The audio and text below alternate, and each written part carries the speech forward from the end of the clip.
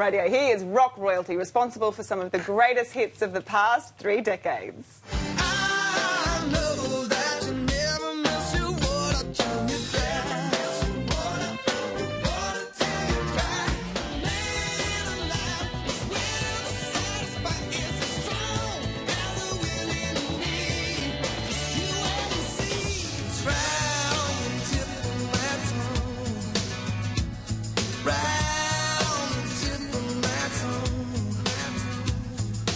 Round the tip of my And Mark Lizotte, a.k.a. Diesel, joins us now from his Sydney home. Marco, how are you coping, mate? You good?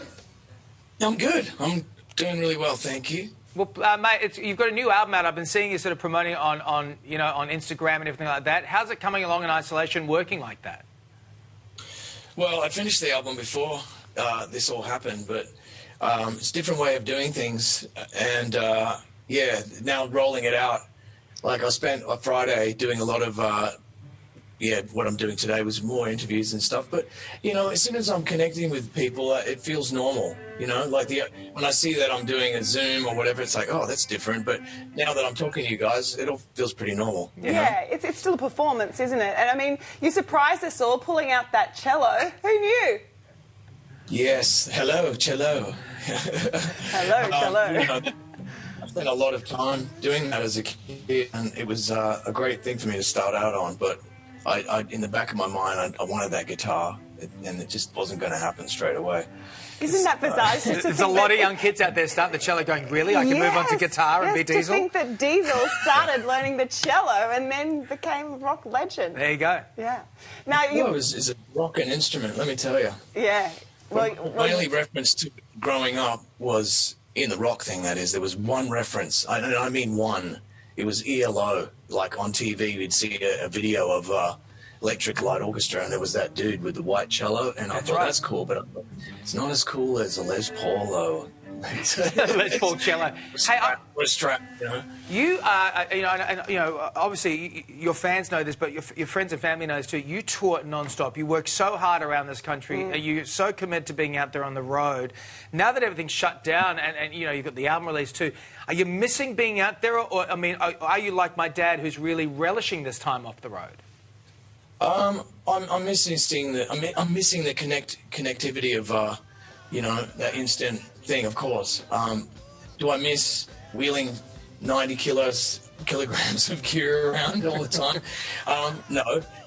But yeah, I miss rocking up and seeing the Qantas staff, and they all kind of seem to know me, and that's kind of like my office, as much as I can say I don't miss the airport and I don't miss traveling out, but I kind of do, because that means, that part of it means that I'm going somewhere to do a show, and it's exciting, and it's a different kind of adrenaline to other types of adrenaline that I don't indulge in, but I'm making most of the time. It's a really rare thing, and I think like your dad, you just relish it in other ways, Yeah, well, let's talk about this new single of yours.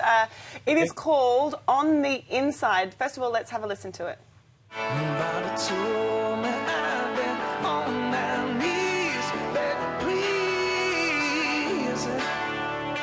Caving in on the inside.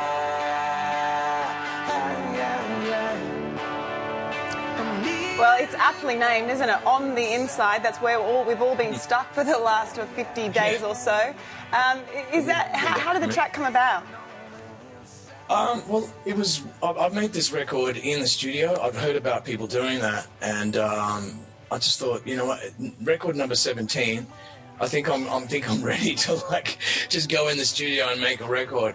So this one was one of the later songs to come, but I really just wanted to write about a meltdown, basically. I think we've all experienced that, and thinking that something or someone is going to pull you out of that wreckage, but in actuality it ends up being yourself every time, but having other people around definitely helps.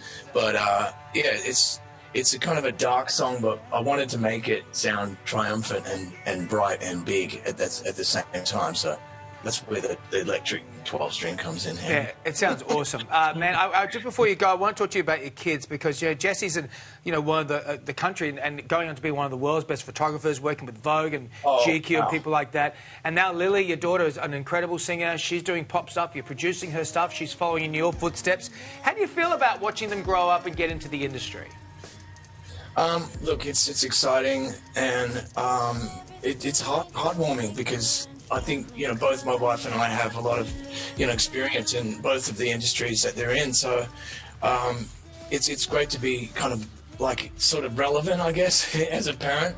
And, you know, for Lil and I to work together, I guess that's, you know, that's a dream for me, or anyone to be able to work.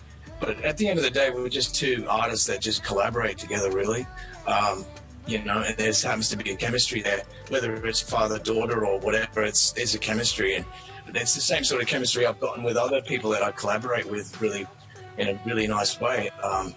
And Jesse, well, you know, it's in a family where you need really good images. All I can say is, of course, it's great having Jesse's skills because we all need really good images. When it comes to, like, you know, finishing the product or whatever, whatever you do, you need either an image or a video or something. And yeah, I mean, Jesse's just always had an incredible eye. He went out with a friend of ours, Wendy McDougall, who's, you know, she's an incredible music photographer and has been for a long time in your Bob Kings and Tony Mott sort of realm. And yeah, when he was about 7, he took a bunch of photos, and it was pretty obvious that he had an eye beyond that age. So, yeah, not surprising that he's kind of followed that. Well, mate, we're so thrilled to have you here. Go out and grab the new album, and, mate, I'll see you soon. Take care of yourself.